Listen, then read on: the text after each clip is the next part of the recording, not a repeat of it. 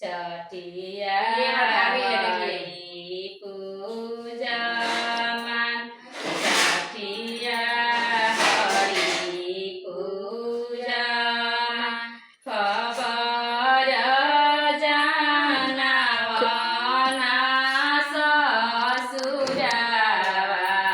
ससुर मोरे करिहे तेजा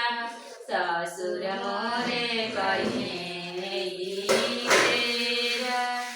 खबर जानवना ससुर मोरे करिहे